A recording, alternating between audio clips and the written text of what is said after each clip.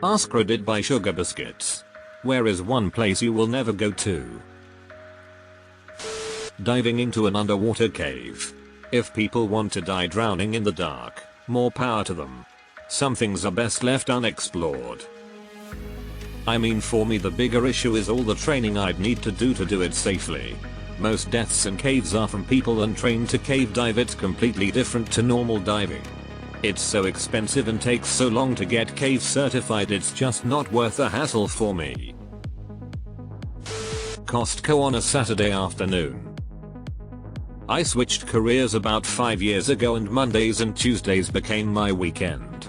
It is so glorious having the entire city to yourself. North Sentinel Island. You can go there, you just can't leave. Myanmar. Spent my pre-adolescence there during the previous rule of the junta, when Suyuki was in house arrest.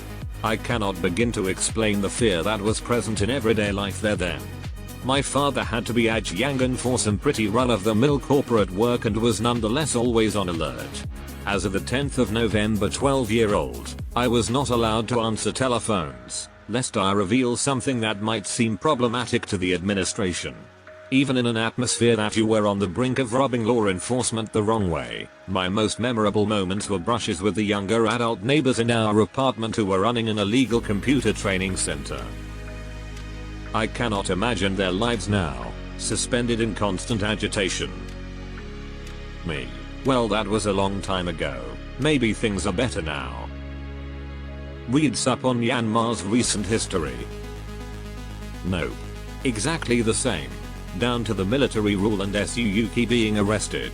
Literally the exact same thing happened again in 2021. Burkina Faso. Not because I have anything against the place, it just seems like a really unlikely location for me to end up. It's fun to say, though. I had a friend in the Peace Corps who went there and immediately contracted a deadly parasite and had to be sent back before she died, and it was a close one.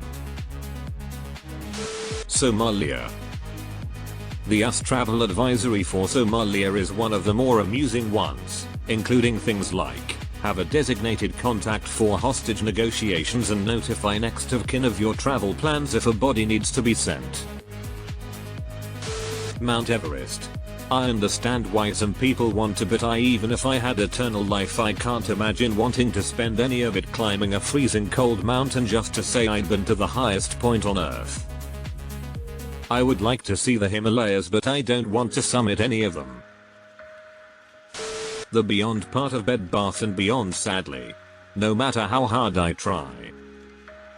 They are closing all their stores, so if you want to try again, now's the time. The moon. Yep, after it got stolen on the 9th of June, 2010, it's no longer an eligible vacation spot. Anywhere I have to bring my own atmosphere with me. Cave scuba diving, MT Everest, the moon etc. Antarctica. I'd like to go, but it's highly unlikely I ever will. I've actually gone for a study abroad program this past December. While we didn't go farther than the Antarctic Peninsula, we did get to go on land quite a bit, plus the polar plunge. It was very cold indeed. It was almost like a spiritual journey. Ever since coming back I don't feel the same. There's something about seeing a part of the world so remote and untouched that is just humbling to the ego. That dark place beyond everything the light touches. Oh come on, it's just an elephant graveyard. Don't be a chicken. Dubai, it just doesn't appeal to me at all. You don't fancy seeing a bunch of Love Island stars and influencers try to impress each other with their money? What's wrong with you? Very obvious but obligatory yes. Coachella. Probably the exploded reactor of Chernobyl. Yeah, that's probably not going to be safe to explore for centuries yet, but damn, would I love to. One of my biggest fascinations in life is ruins, and there's nothing quite like an exploded nuclear reactor. I'm so curious about what it's like there. Under the safe confinement in that roofless reactor hall, the blasted corridors around it and the control room where it all went wrong. DPRK, North Korea. Actually have been to North Korea once technically, got to go into the building that is built on the border and got to technically cross the border in the building, into the North Korean side. Of course there was a guard at the door that lead into he country proper, but I crossed the border so I counted lol. Constantinople. I had a date there once, but she was waiting in Istanbul. Why did Constantinople get the works? 42 Wallaby Way, Sydney. Sadly. Disney should get a street named over there and open up a fake dentist shop. Camelot. 'Tis a silly place. It's just a model anyway. Gary, Indiana. From what I've read on Reddit, the grey skies really match the brown deteriorated buildings. If you're lucky, you might even get to meet a meth head. Undiscovered or barely discovered cave systems. Fuck those. Especially the ones underwater. Underwater caves. Fuck fuckity fuck. Uranus. Have another drink. You can catch me in a lot of places, but one place you won't catch me is with one foot inside a golden corral. Let's pour one out for our boy Ponderosa one last time. The Sahara Desert.